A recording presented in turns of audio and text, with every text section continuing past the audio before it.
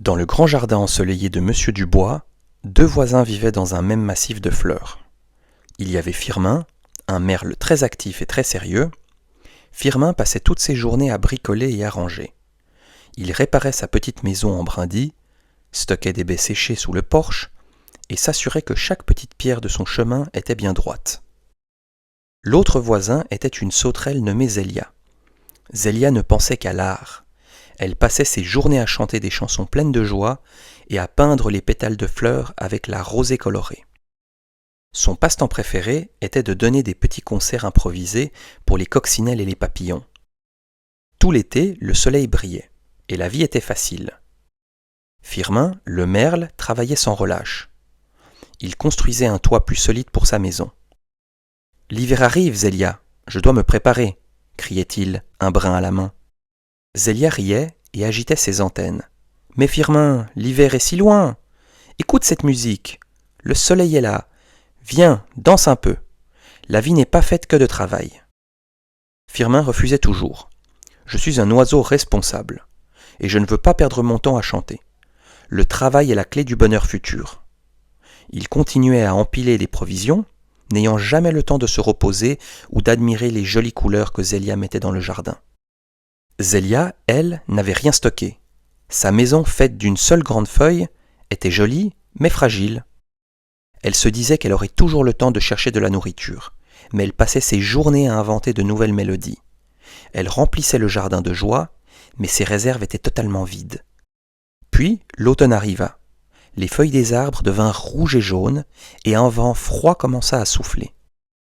Zélia continua à chanter, mais ses ailes tremblaient un peu, et sa voix était moins forte.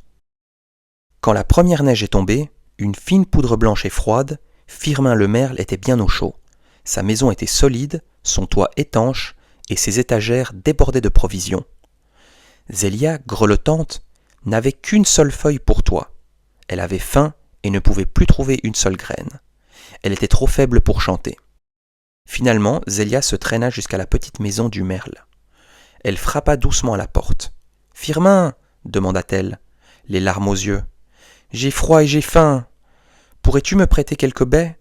Je te promets de te les rendre au printemps. » Firmin ouvrit la porte, laissant échapper un air chaud et l'odeur du pain grillé.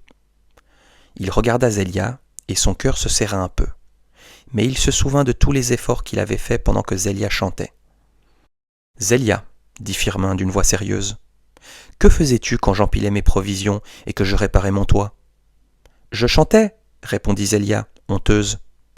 Je remplissais le jardin de jolies chansons. »« Alors, dit Firmin en soupirant, puisque tu as chanté tout l'été, il est normal que maintenant tu danses et que tu aies froid l'hiver.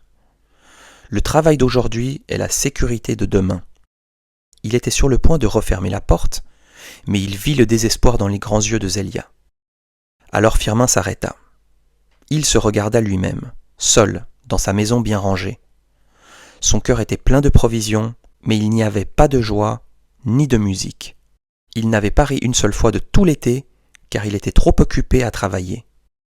Firmin se poussa sur le côté. « Entre, Zélia. » Il lui donna des baies, du pain sec et une tasse d'eau chaude. Il ne lui fit pas la morale. Il lui demanda seulement « Dis-moi, Zélia, peux-tu me chanter cette chanson que tu avais inventée sur les feuilles qui tombent ? Je n'ai jamais pris le temps de l'écouter. » Zélia, réchauffée et nourrie, commença à chanter. C'était la plus belle chanson que Firmin n'avait jamais entendue. La tristesse quitta la maison, remplacée par une douce mélodie. Firmin comprit.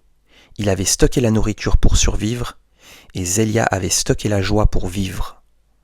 Dès le lendemain, Firmin partagea sa nourriture, et Zélia, en échange, lui donna des cours de chant et lui raconta des histoires drôles. L'hiver était froid, mais leur petite maison était pleine de chaleur, de rire et de musique. Au printemps, Zélia, revigorée, aida Firmin à améliorer ses étagères. Et Firmin aida Zélia à construire une maison en terre plus solide pour qu'elle puisse aussi avoir une bonne réserve. Ils apprirent que le meilleur chemin est de travailler, mais aussi de savoir s'amuser, et surtout de s'entraider. Le travail et la prévoyance sont très importants pour se préparer à l'avenir. mais le partage et la gentillesse sont essentiels pour rendre la vie belle.